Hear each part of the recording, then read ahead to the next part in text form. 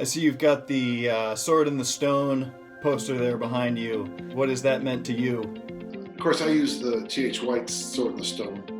And when you read the book, all of his lessons, all of his teachers, the pike or the loose says all power springs from the nape of the neck. A young falcon raptor says never let go. He's told by the snake to coordinate all the little muscles. The badger tells him find your tool. And the idea that all the lessons combine together so that he can effortlessly pull the sword out of the stone.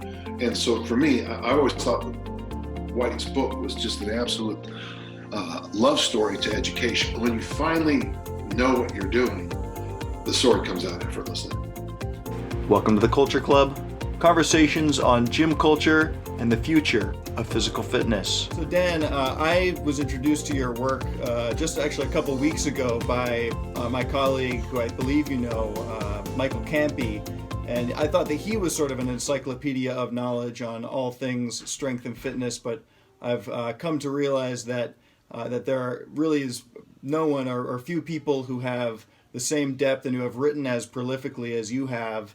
You've done a whole lot of writing, a whole lot of interviews. You've got your own podcast. People can check that out at danjohn.net. You've got the virtual workout building program, Dan John University. And so in this conversation, I wanted to cover some different territory that maybe you haven't talked about or written about quite as much, but you have done a little bit, which is intentional community. And so you're coming from you're in Utah, correct? Yeah, I am now. Yeah. And you actually have a home workout set up that you open up to basically whoever wants to come and train. Is that right? The other day, a guy was traveling across the United States. He's an Army Ranger, and he pinged me a couple days. He said, "I'm going to try to make it so I can stay a couple days and train with you." And he did. We've had people stay here from Australia, Denmark, Germany, a bunch from Ireland. Yeah, it's quite an eclectic group.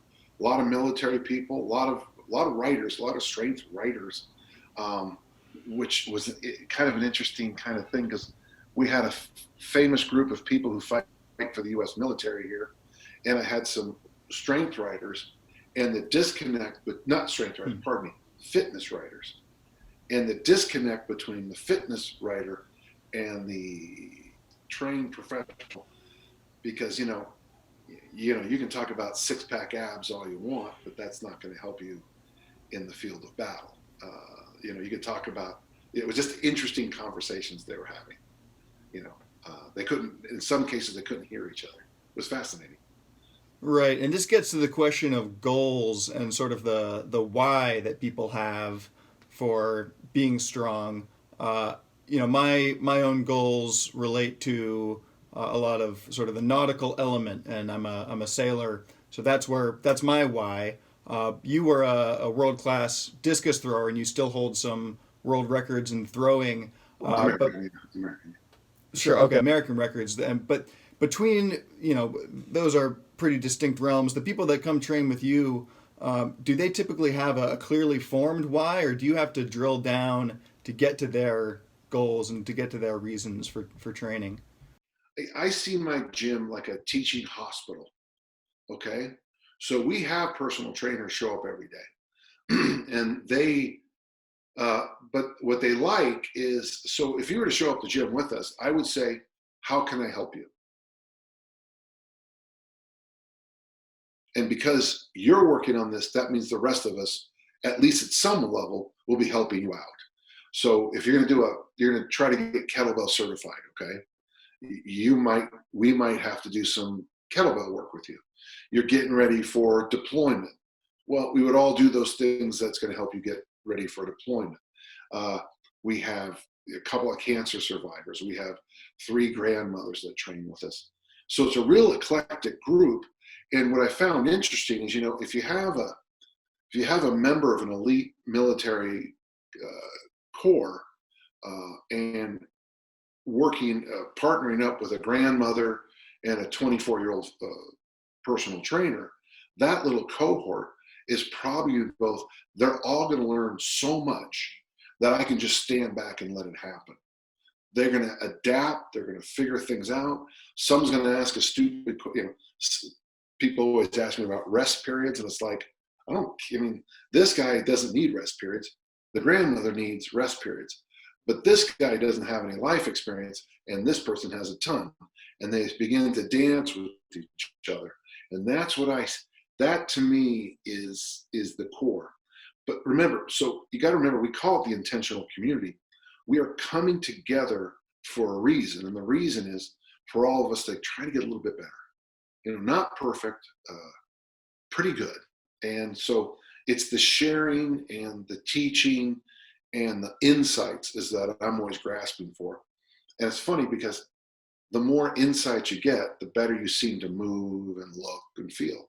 Yeah, I guess you could contrast the intentional community with what maybe the unintentional community. Maybe it's the community that we're born into or sort of fall into by default. What I mean, I guess people who come together to lift. Let's just start with lifting heavy things because that seems to self-select for a certain kind of person.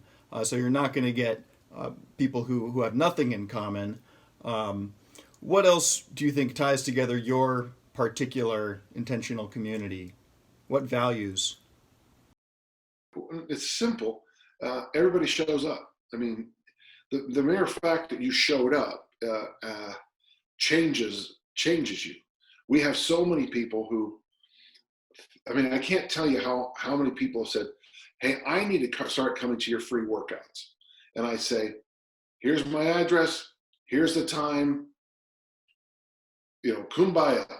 Never show up. And so the first thing is, I think and don't undervalue what I'm saying here. People show up.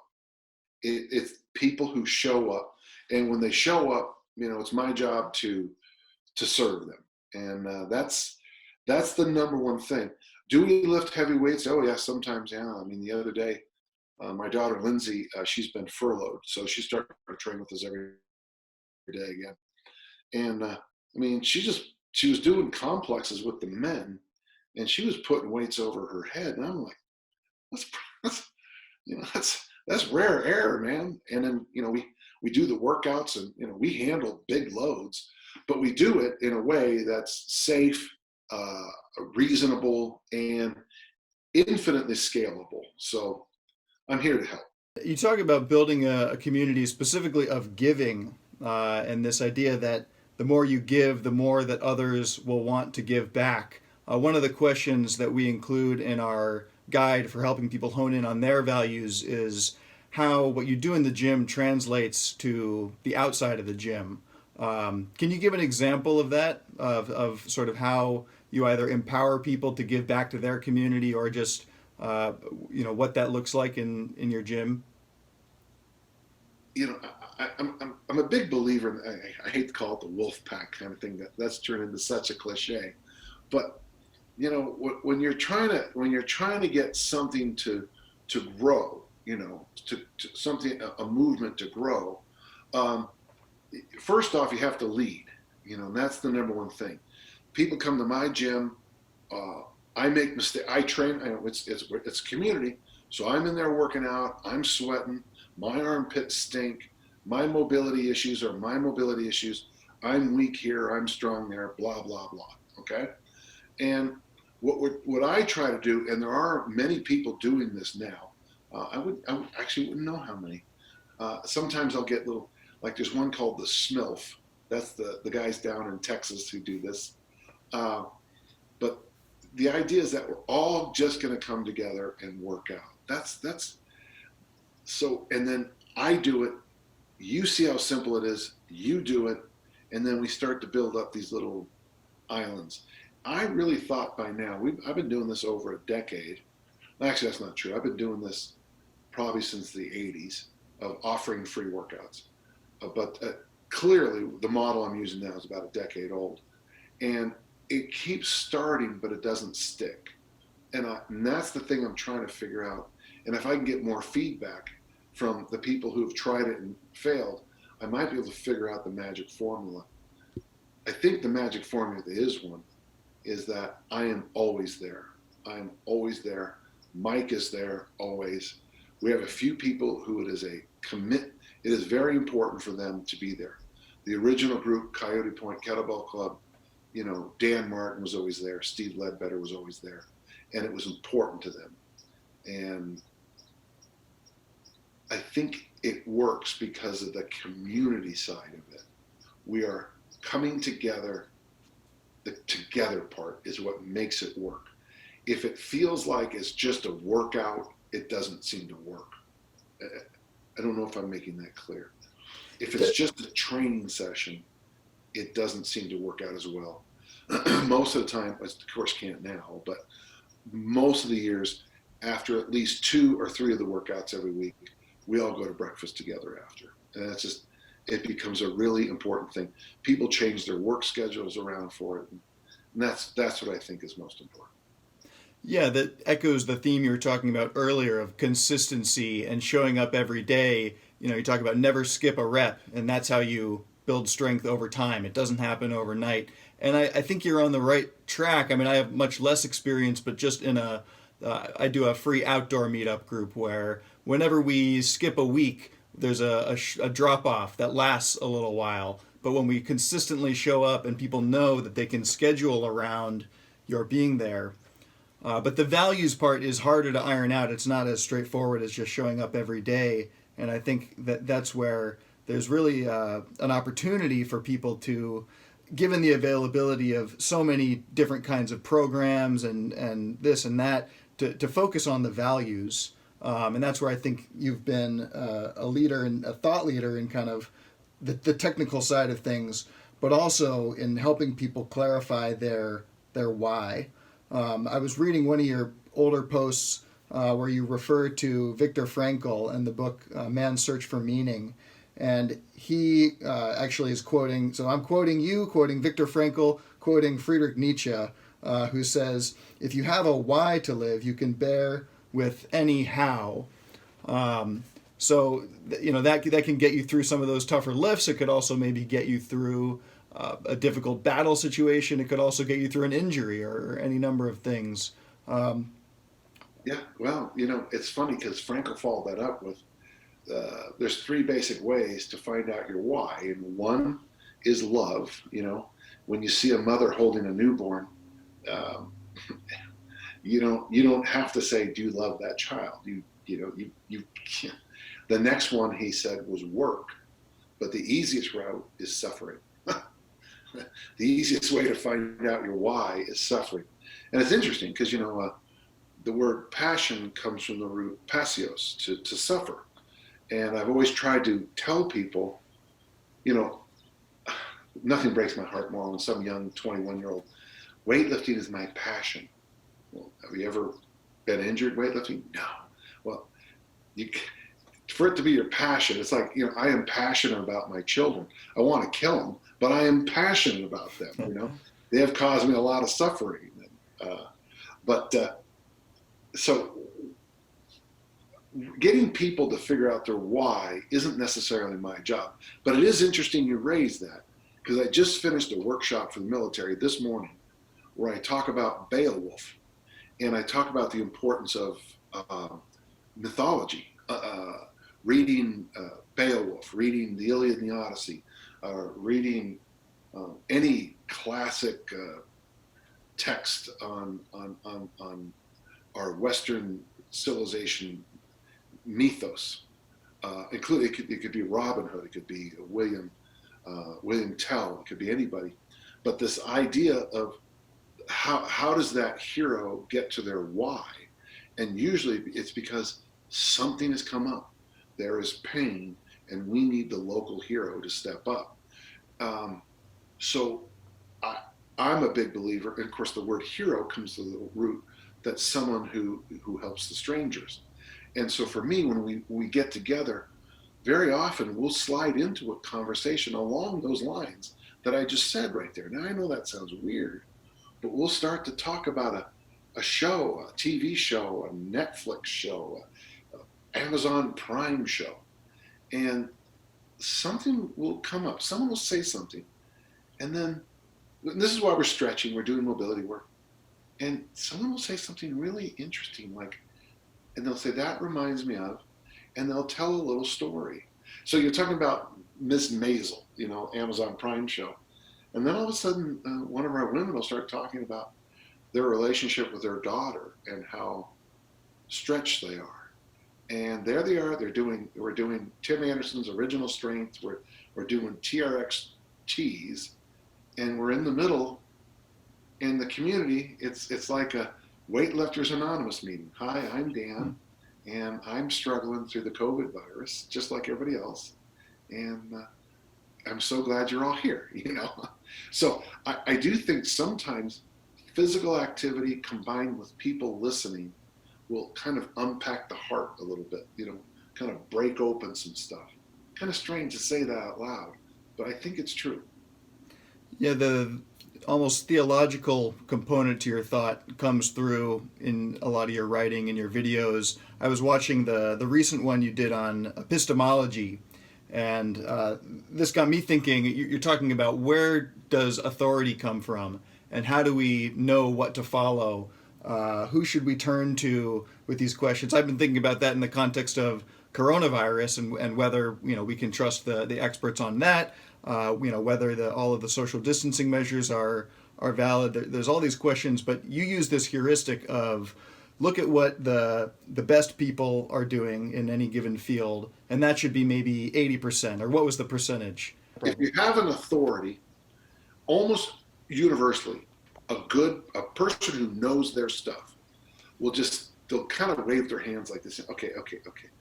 And then they'll say, do this. And if you're smart, you'll listen. And I've got a dozen stories about that.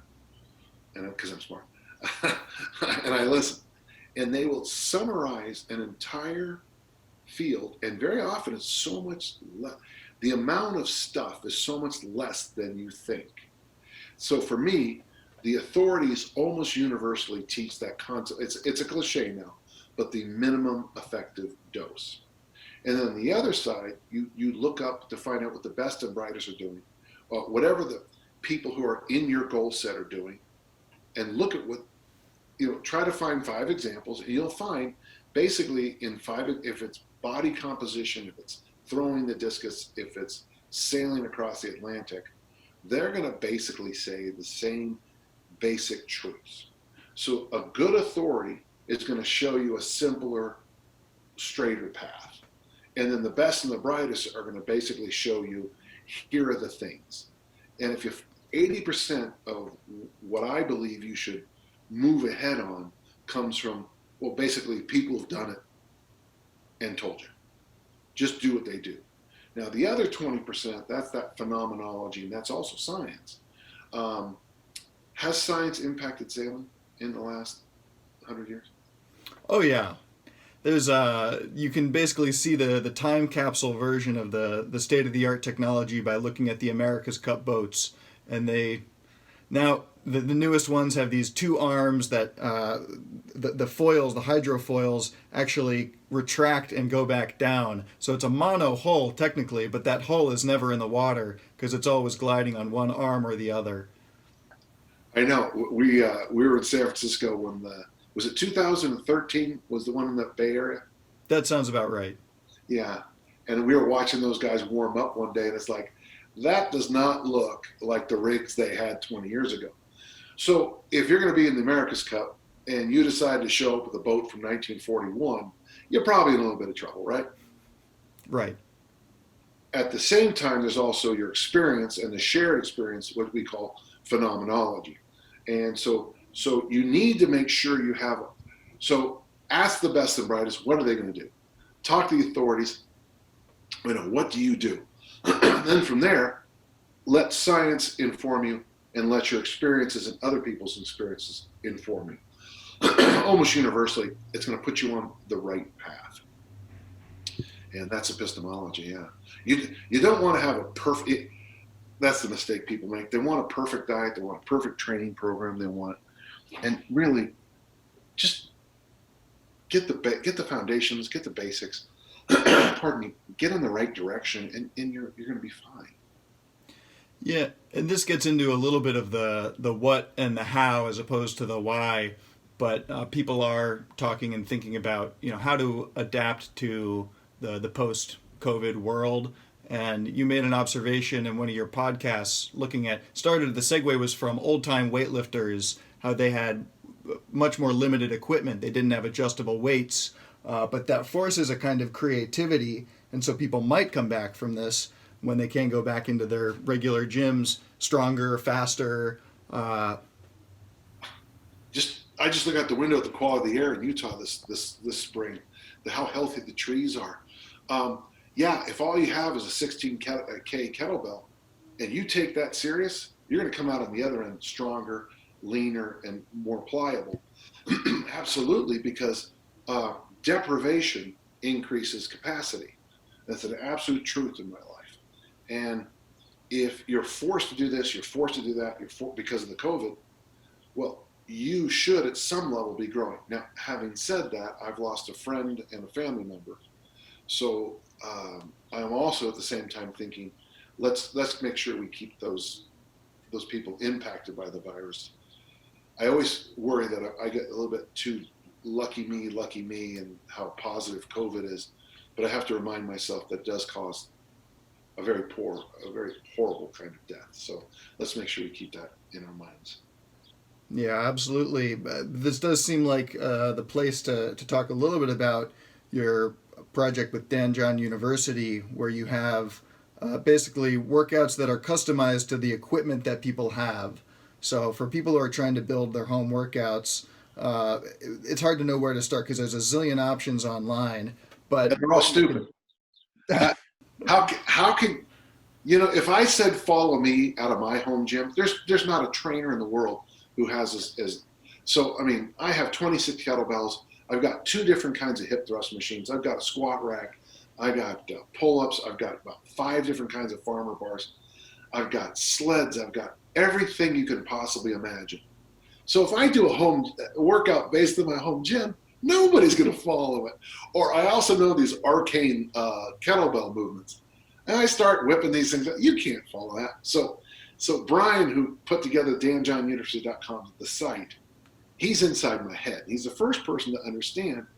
The first question is, what do you have? What equipment do you have? And by the way, if you have none, that's fine too, because we can make a workout of no equipment. And then from there, you tell us, let's see, first it's what equipment do you have? And then it's, how many times a week do you want to train? For a half hour, an hour daily? Do you want the workouts to get harder or maintain? And then basically, what level of fitness in a general sense are you coming in? You press that button and that thing spits out a workout. And what I like most about it is if you don't want to do body weight squats, you want to do goblet squats, there's a little thing that allows you to go up in more, it's not intense, more complex or simpler movements on the thing. So we give you the workout, and then there's another opportunity for you to streamline it for your own home, and even how it feels some days. I mean, let's be honest, there's days where, if you told me, Dan, today, I'm 63, so, hey, Dan, today your workout is going to be 10 sets of 2 in the Olympic snatch, 15 sets of 3 in the front squat. I'll be like, not in the middle of COVID. What I might do today is do some goblet squats and some push-ups. Oh, okay. So you got to be able to streamline that, kind of roll it up and down a little bit to how that day is going. Though on the forum, a lot of people state that they don't change the workouts at all. And I found that very impressive, to be honest with you. So yeah, the workout generator, I think nobody else has it because it's a small thing if you don't mind. I've been online. I've had a presence on the internet since 1998. That's when I don't know what we call. I think we just called it a website back then. But I wrote articles, hosted it. It's all gone now because there was no archive. And then I also started teaching online in 1998. So I feel like I can talk intelligently about coaching online. This isn't something I just started doing 3 weeks ago. I've been doing this since 1998. And really, it comes down to what equipment do you have?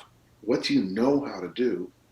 And, and you have to have some flexibility even after that.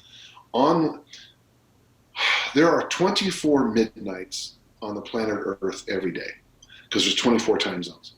And I would look at what some of these people are doing. Join me for a 9 a.m. workout. Well, what time zone are you in? I'm in Pacific time, Okay, Pacific. Okay, I'm 1 Mountain. hour behind you. Yeah, but I have friends who live in Alaska, Korea, Norway, Denmark, lots and lots in Ireland and England, lots and lots in Sweden. So they're going to join me. Got a buddy in Israel, a couple buddies in Israel, a couple buddies in Serbia, uh, friends in Egypt and India.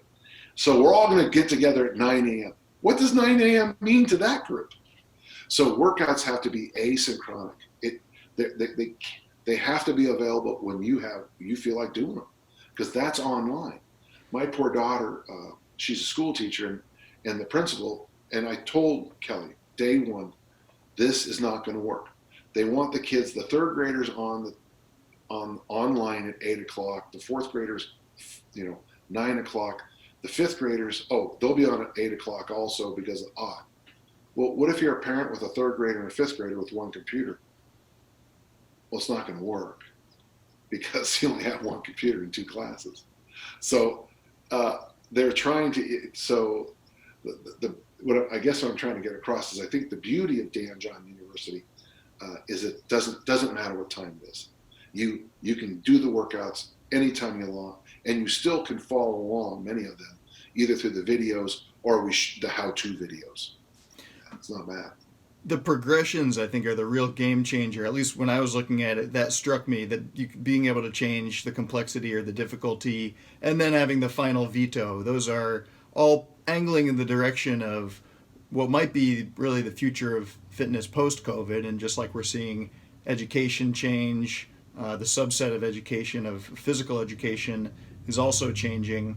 I'm also a fan of your friend Chip Conrad. You guys had the Mental Meatheads series, and in talking with him just the other day, he was describing the challenge of physical education and teaching movement beyond just exercise. And he described the syndrome of the dancing monkey syndrome, where you just end up showing people what you can do, and they ooh and they ah, but you're not actually teaching anything. And so I can imagine that if you did these sort of live stream workouts where it's, hey, follow me in this exercise, it would be a much more limited range of what you can teach. I've been watching this one person almost daily do it, and it is so pedagogy. The teaching method is so awful. It's almost worth keeping long term to teach teachers in a generation from now. Here, just follow me. Well, you can't. The person does these combinations. There's another one. If you're doing a combination, that's going to be real tough to follow. So that's why we're back to the 3 sets of 8, where you pick the movement and then move to the next one. I want to bring it back to community and again to the idea of consistency, because the idea of establishing good habits also figures prominently in the work that you've written. And one of the things that I think the empirical science is confirming is how we set habits. It starts with these sort of small steps, small successes. So how does that look in a gym context? You talk about making it so easy that you can't succeed, or that you can't not concede. Yeah. Well, that comes from the work of B.J. Fogg, Fogg, his book right there, Tiny Habits, which I loved.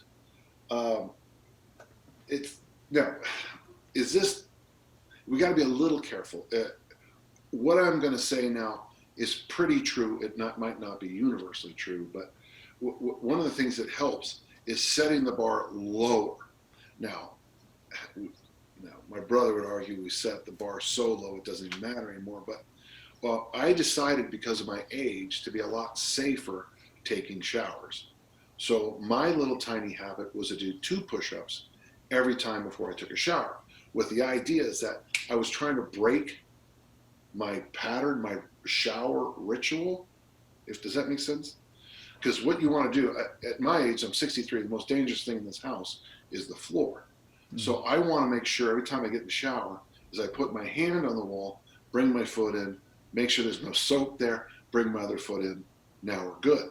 So I wanted to break my habit of showering that I established probably in 1963. It's been around a long time. So every time I would do get to the ground, 1 push-up, 2 push-up, clap my hands, give myself a good job, put my hand on the wall and do a shower. Well, after just 7 days of that, that is now I don't do the push-ups anymore, but I always have my hand on the sidewall. Interesting, when I traveled to Europe, some of the bathrooms in Europe, I got to tell you, they're really, the showers are quite a big step up. But I have my ritual in place. Half an hour before every meal, you're going to drink a glass of water. And you drink that glass of water, you congratulate yourself, you say, yes. And then it's little things like that. But what happens is that you get that little bit of momentum going. I'm a big believer. I do 2 things. One is called shark habits, and the other is called the pirate map. And so the pirate map is those 5 things I do every day that will let me achieve my goal. My goal is to dance at my granddaughter Josephine's wedding. She's going to turn 6. And it's a very simple thing. Number 1, the night before, when I go to bed, I write out the one or 2 things I need to do the next day. I take any supplements I need to take. I'm doing the Metamucil 2-week challenge right now. So I take Metamucil because I'm doing the 2-week challenge. When I wake up in the morning, I'm grateful. If I'm not grateful, it tells me I didn't sleep enough last night. I meditate for at least 1 minute a day. Yesterday I meditated for 2 hours. It might have looked like 2 minutes of meditation and 1 hour and 58 minutes of sleeping. I might have fallen asleep. The number 4, 3 days a week, I do a certain kind of training. 2 days a week, I do another thing. 1 day a week, I do nothing but mobility. And number 5, I eat 8 different vegetables every day. That's my pirate map. If I do that day in, day out, statistically, good things are going to happen down the pipeline in 20 years. A shark habit is when you're given a either or option, you just pick. So I almost always wear this black shirt. I have 16 pairs of them because that's all they had in North America. So whenever you see me, basically I wear this shirt. I never think about what to wear, ever. If you ask me to do something, I say yes, as you probably figured out. I say yes, I can. And then, well, sometimes it's hard to juggle the time and stuff. But yeah, so I try to go yes, no, with anything I can. RSVPs, invites, workshops, podcasts. Do you want to go to the store? Yes, no. Do you want to go to the movie? Yes, no. If you say to me, I want to go to the movies and see Knives Out, I don't say, well, instead of Knives Out, let's go see Marvel's, Age of Infinity. No, I say, yeah, let's go see Knives Out. Or no, I don't want to see Knives Out, but thank you. And it's nice because it untraps my brain. Anything that's, by the way, shark habits don't mean important or unimportant. RSVPing to someone's wedding is very important.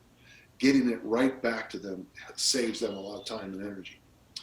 So shark habits are for things that basically aren't my goal, and pirate maps are those things I do that specifically are my goal. And so that's how I separate my habit workout. When I'm working with people, I wish I had more time, but here's a quick suggestion. In fact, I posted this on Instagram not long ago. I took a picture of the backseat of my car, and the only thing that was in the backseat of my car was my training javelin, because that's the only place it fits. And what I did is I tell young personal trainers, I go, when you get a new client, walk them out to their car and look in the back seat. If all you see is empty bags of fast food, you're going to have a hell of a challenge. So on the first day you meet them, go outside with them with a garbage bag and have them clean out the back seat as part of the workout. The next time, have them declutter this or declutter that. Most people are so cluttered, they rarely can get moving ahead at all.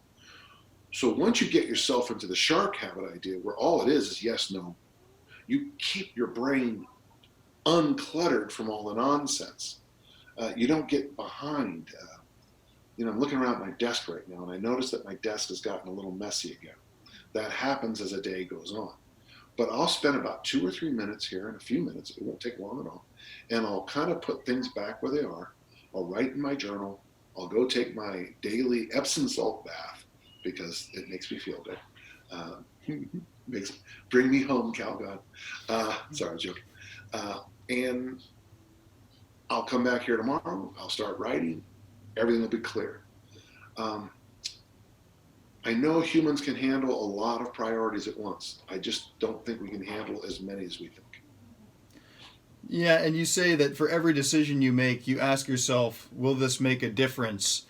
Simplicity doesn't always translate into the easiest path. If you're saying yes to a lot of things, then that's a time commitment. It's a sacrifice, which, by the way, I greatly appreciate you taking the time. And along with this is kind of the idea of less is more, or getting more out of eliminating than you do from adding something in. How do you make those decisions about what to cut or when to say no? Well, Tiff, my wife is upstairs right now. She would agree. We'll talk about it, and if it makes a difference, for example, it's been all canceled now, but I was going to do basically a 3-week tour of Europe in June, and I got to tell you, it would have been tough. But a number of the gyms I was going to go to, this is the biggest. I hate to sound full of myself, but bringing me out is the biggest marketing they do. And it makes a difference for their gym. Tiff goes with me, so it makes a difference in our relationship, and that's kind of where we want to be, making a difference. Yeah. One more question on the storytelling, which we started off with this great story of White's Sword in the Stone, or what was the sort of Camelot stories, or Those are the later books. Those are the later books. The Candle in the Wind, the Once and Future King books. Yeah, but that's okay. Yeah, yeah. How do you see your story, or I guess I mean you come with this history of being a competitive discus thrower and the American record holder in the what is it, the pentathlon? Yeah, yeah. So this is a cool story that we don't have time to go into the full version of, but the idea of storytelling being a kind of launching point for shared values. When people come to your home gym, would you say that the storytelling naturally comes out, or is it something you're consciously thinking of as you're going through programming, or is it more of the serendipitous moments of people just start into it? Well, I have a book. It's that one that's right there. It's called 40 Years with the Whistle. And in there, I talk about my mentors. And what I began to pick up with my mentors, as not only when I reviewed the book, but it was obvious then, great coaches usually don't talk technical stuff very much at all. Great coaches tell stories. The guy who helped me most in writing, Jack Schrader, used to say, people love stories about people. People love stories and stories about people. People love stories and stories about people. And his idea, you might have heard me say this before, but he would take one of my articles, and when I used to have a weekly column, and he would slide it in front of me, and he'd move his finger down, and he'd tap it, and he goes, right here is when you caught your audience. And I'd go, okay, thank you. And I'd look at it and I'd review that. He was a good coach, writing instructor coach. And the next week he'd come in and he'd take the piece of paper, slide it in front of me, and he'd take his finger and go. And then he'd flip to the page 2 and go like this. And then he'd pat the 2 pieces of paper, stand up and walk out, which meant I never caught the audience. And it was good to have that happen. And by the way, it wasn't always stories. Sometimes it was just like interesting little things. But yeah, I hooked the reader with that interesting little thing, and then I could make my point. Thank you very much. Call him over. And he was a delight. So what Jack did for me is he taught me the method of hooking the audience with the stories. But my mentors Dick, I always joke about Dick Notmeyer. No matter what problem you ever face in your life, protein and front squats are the answer. Coach Mon was great at storytelling. He was wounded at the Battle of the Bulge. He got the Silver Star at the Battle of the Bulge. He was a serious, he had some stories. He never shared them except for one time. That's all it took from me. But all my good coaches were storytellers. When we lost this terrible game in high school, I don't want to talk about it because it hurts my feelings still. Coach DeYoung came in. He looked at the team, and it was a horrible loss. And he said, "The sun will come up tomorrow morning. I'll see you Monday." And that was his whole talk. And I look back on that even now, and I realize how brilliant that was. He could have told a whole bunch of BS and a whole bunch of crap and told us all these stories. But just reminding us that the sun will come up tomorrow morning was good enough for me. Yeah. So that's something I believe in a lot. I'm a big believer in reading the epics. In fact, my whole library here is loaded with epics. Epic of Gilgamesh. I got Dune over there. Monte Cristo's next to my bed. I love epics. Stories that talk about love, death, overcoming things. Lots of characters. Yeah, I like that. Sorry, there was a segue there, so I got lost.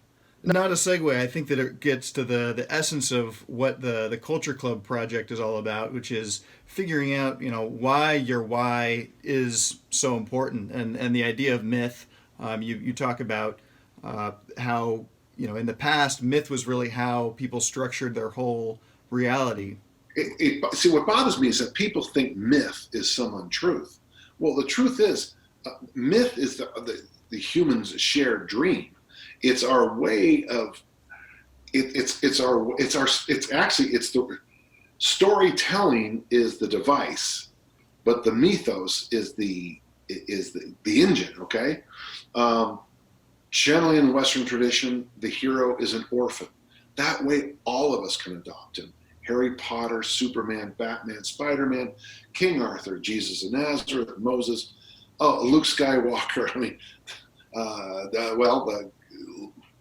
in Dune, of course, he loses his father and his mother survives. But that's always so if you got a kid who's an orphan, we can all adopt him. He's not from one family. Beowulf is raised by his uncle. Almost universally, the hero goes into a dark place. Theseus, also an orphan, goes into the labyrinth. Almost every Harry Potter book, he goes underground. He goes into the cave. He goes into that on the first book with all the little things in the way. But that's Pinocchio with the whale, and it's Jonah and the great fish. I mean, these are just things we see over and over.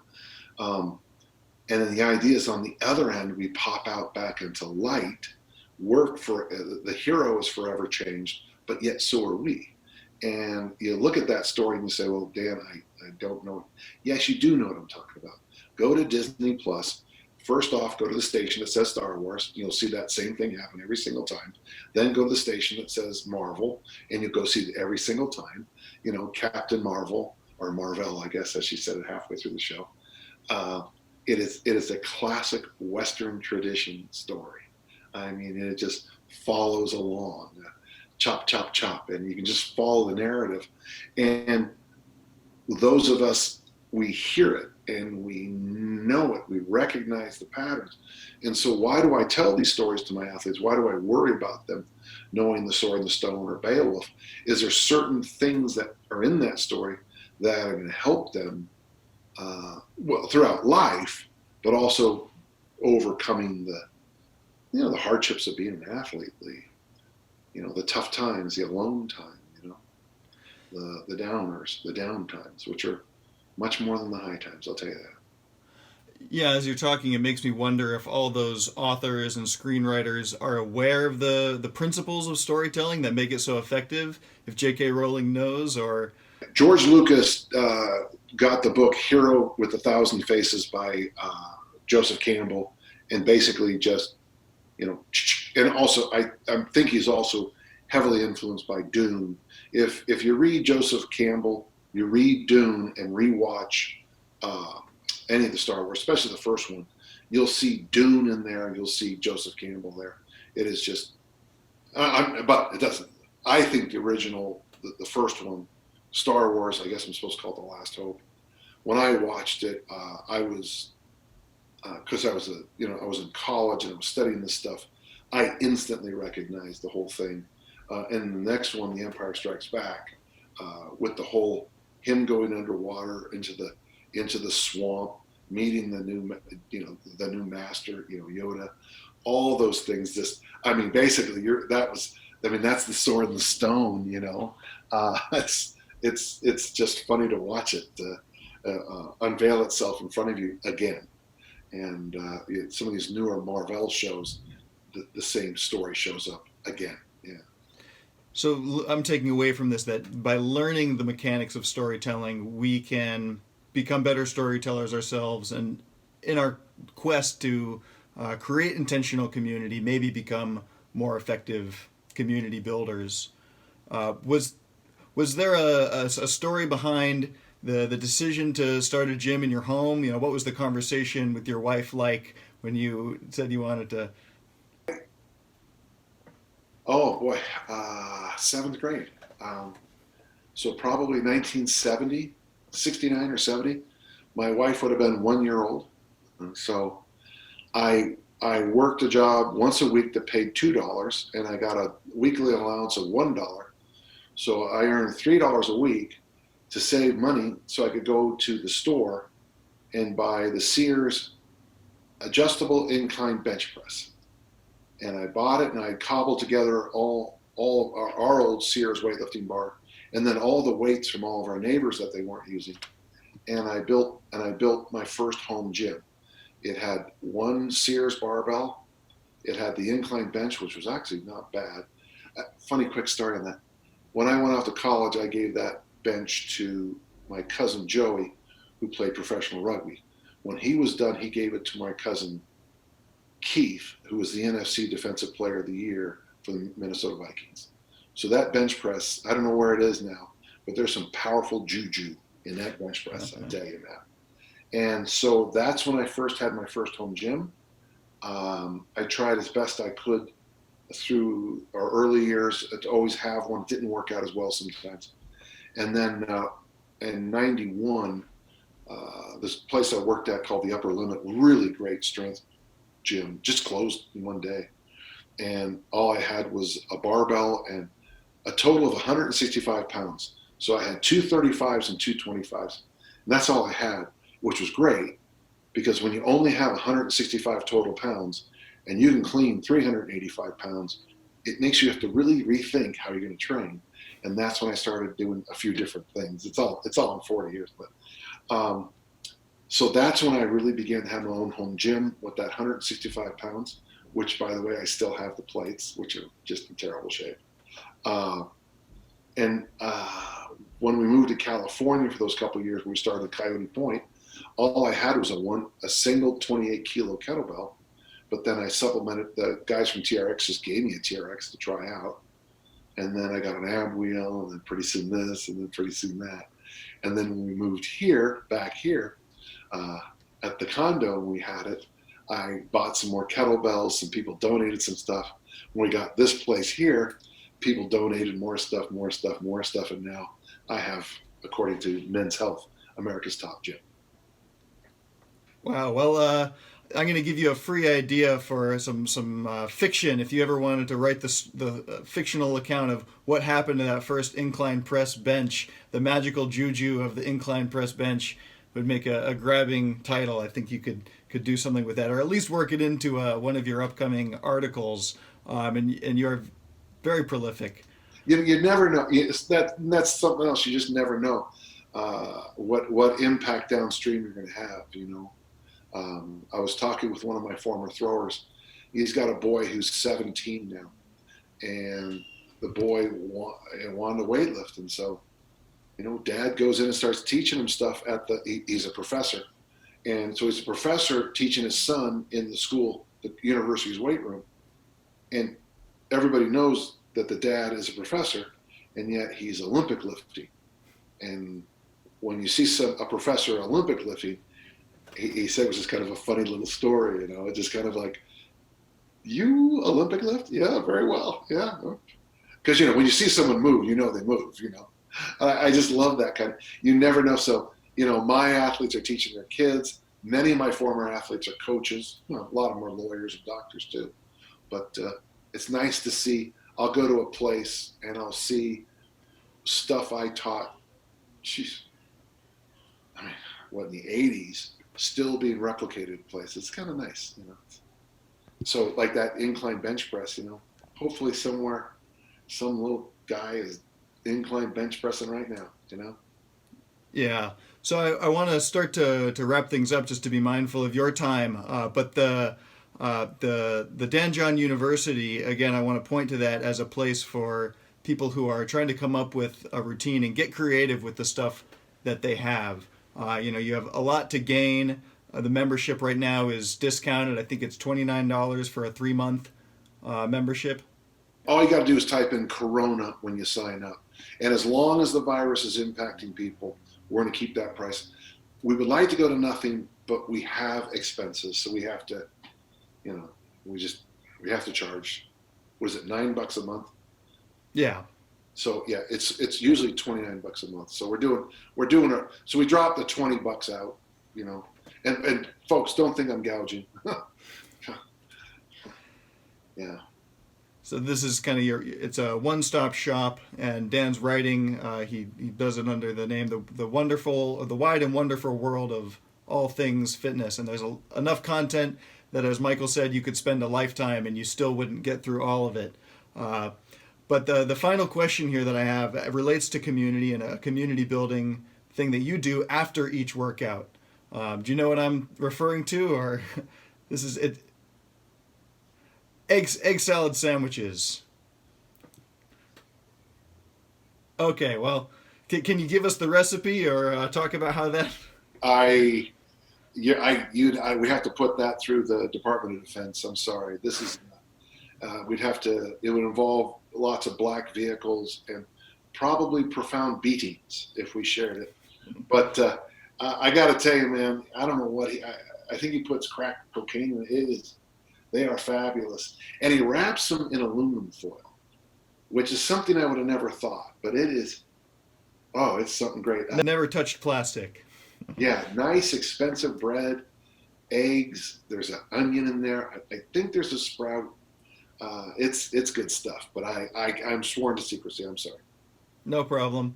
But that idea of coming around, whether it's coming around a table or coming around a weight bench to enjoy food, that seems to be another way to breed community. Let me give you one little one. Yesterday was my wife and I's 32nd wedding anniversary. So congratulations. After workout, we all went up on our deck over here and we popped open some champagne, and people sat around for almost 2 hours after the workout talking. Now, for those of you who think we got plastered, well, if you break up a bottle of champagne across 9 or 10 people, you're not going to get drunk. But that was just marvelous, and we've done that before too. Just, you know, have a beverage on the deck after a workout. Only once or twice have we gone to a movie together, and I can't remember what movie it was that we all agreed to go, but it was a couple of years ago. I'm sure. A second I hang up, it'll be like, oh, it was, you know. But and of course. Everyone who does the practice, who does intentional community with me, we do a practice Thanksgiving probably every 2, 3, 4 months. We cook a turkey and everyone else brings sides. We invite our family, of course, and then a lot of people who train with us. And sometimes we'll get, you know, half the group there, the regulars. Yeah, it's very nice. Again, you're just trying to continually deepen the level of commitment.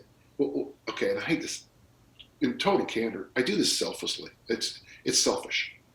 It's absolutely the most selfish thing I do, because I have the gym and I have the know-how, but what I don't have is the free will to roll out of bed in the morning and say, oh, jeepers, I want to work out really, really hard.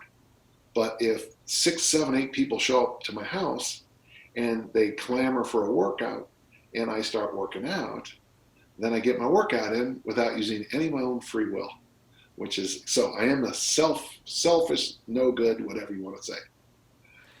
That might be the biggest benefit and reason to start an intentional community of all. We've covered a pretty good amount of ground here between the consistency of habits, talking about storytelling, anything you want to talk about, just or wrap up in summary. There's so many things that we didn't get a chance to talk about, like soreness, eating like an adult, intermittent fasting. These are things that everyone can check out at danjohn.net. But just to kind of summarize what we've talked about, I'll give you the floor. Well, actually, I enjoyed our conversation very much. This idea of intentional community, we decided to get together because we all share this idea of trying to improve a little bit. I think that's a great model for not just fitness, but for agriculture, but for music. When I was in Belfast, we went to a bar one night and the Belfast Ukulele Club was there.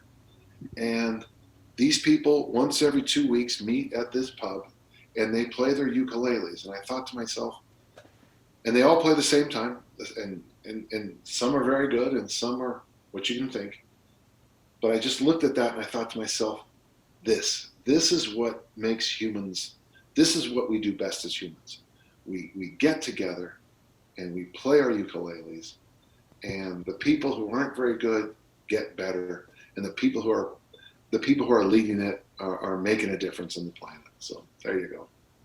Well, on that note, this has been a great conversation. Thanks a lot, Dan John. It's a name, I feel like I have to say both parts of the name at the same time. It's a very strong name, and I know to many people it's synonymous with strength and strength training. I appreciate that. Thank you. Thank you for your time, too. Really appreciate that.